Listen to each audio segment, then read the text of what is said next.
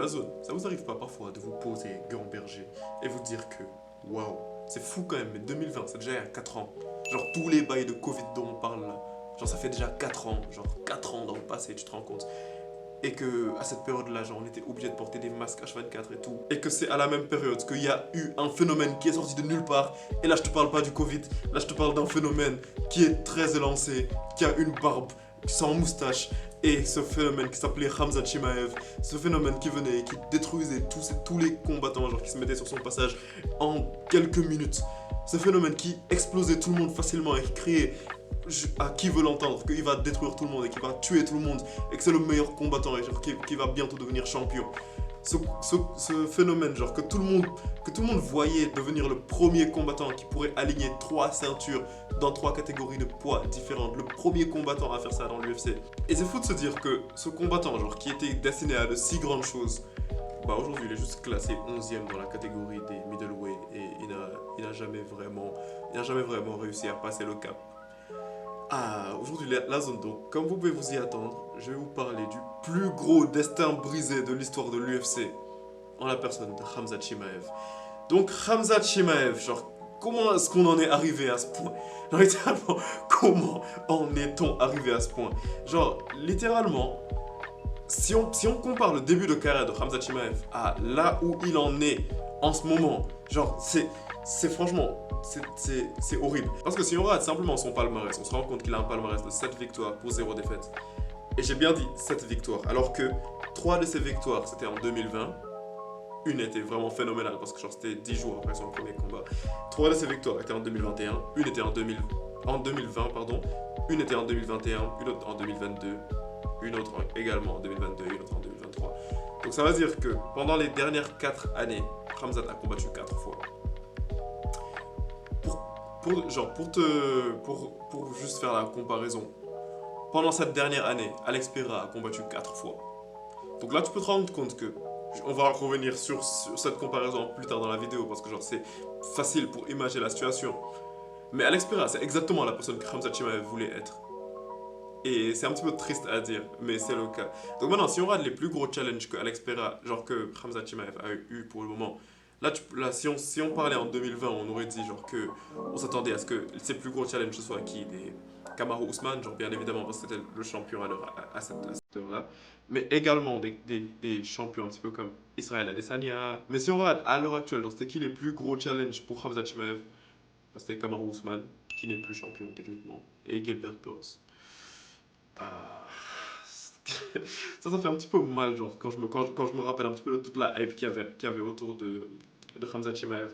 Mais donc, et en plus, je veux dire, le pire par rapport à ça, c'est que, bien évidemment, Khamzat, on voyait dans ses premiers combats, genre, qu'il détruisait tout le monde, tu vois, il les détruisait avec une facilité déconcertante, que ce soit les Kevin Holland ou n'importe quel autre combattant, genre, qu'il a eu genre, avec qui il a eu à croiser le fer.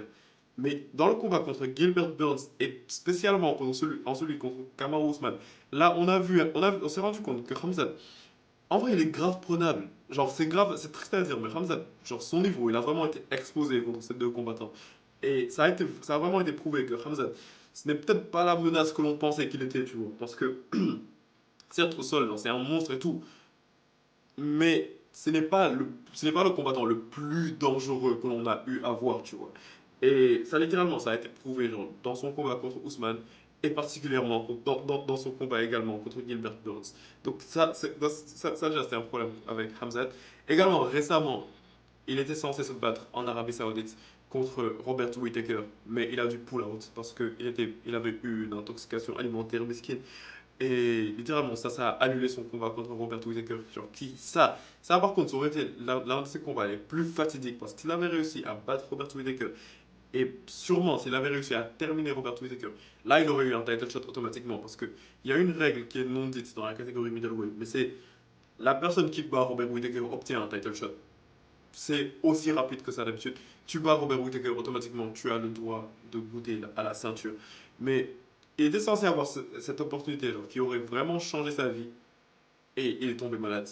Donc Hamzat, il y a vraiment plusieurs problèmes par rapport à lui. Le premier problème, je vais en parler, genre c'est un problème dont on parle un petit peu moins souvent, c'est simplement le fait que genre, il est restreint, tu vois. Alors, Hamza, il n'a pas le droit de se battre dans les États-Unis ni rien à cause de ses relations avec un dirigeant en Russie. À cause de ses relations, genre, très proches avec lui, bah, il est juste pas permis, genre, pour lui de combattre aux États-Unis. Donc, ça fait que Hamza, s'il doit se battre, c'est obligé, genre, qu'il se batte seulement en Arabie Saoudite.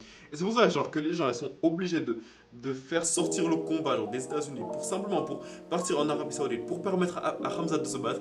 Et en plus de ça, genre, même quand toutes ces conditions étaient réunies, Khamzat n'était pas en mesure de se battre parce qu'il avait eu une intoxication alimentaire. Donc déjà, ça va me pousser à dire un truc qui est regrettable à dire, mais genre qu'à l'heure actuelle, genre si j'étais un dirigeant de l'UFC, il faudrait que je fasse. C'est un moment de ne plus faire confiance à Khamzat. Je suis désolé, mais Khamzat, c'est la deuxième fois genre qu'il annule un main event. Genre il avait annulé également contre Nate Diaz, genre lorsqu'il était censé affronter Nate Diaz. Et donc ouais, genre ça c'est le genre de choses qui font que tu peux pas vraiment faire confiance à Khamzat.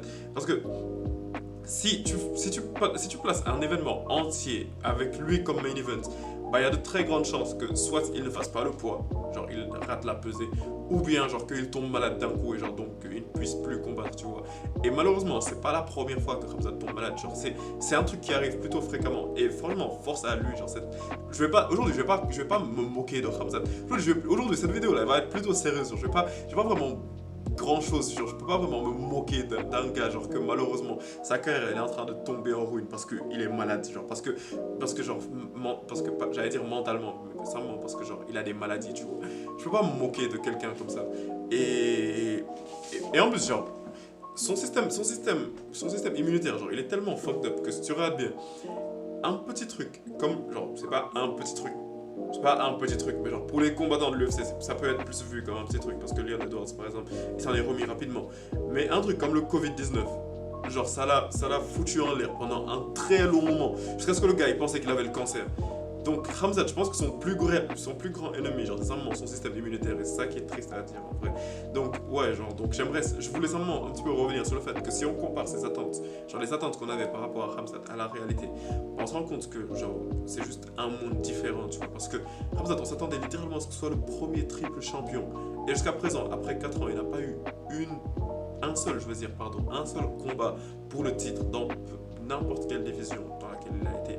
Et il n'est même pas un combattant du top 10 de la catégorie middleweight.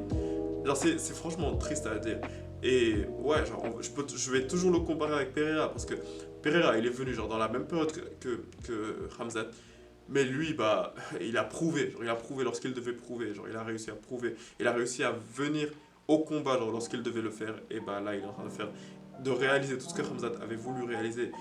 Et si dans un quelconque univers, genre Pereira réussissait à battre Aspinal, même si dans ma tête, je me dis que c'est impossible que cela se passe, peut-être que je pourrais faire une vidéo sur ce sujet si ça t'intéresse, mais dans ma tête, même si c'est impossible que Pereira batte Aspinal, mais si, on ne sait jamais, genre parfois un coup bien placé peut venir au bon moment. Si Pereira réussit à éteindre Aspinal, bah là il serait le premier à avoir les 3 ceintures. Et je me dis que c'est bien plus probable que Pereira ait les 3 ceintures que Khamzat ait les 3 ceintures.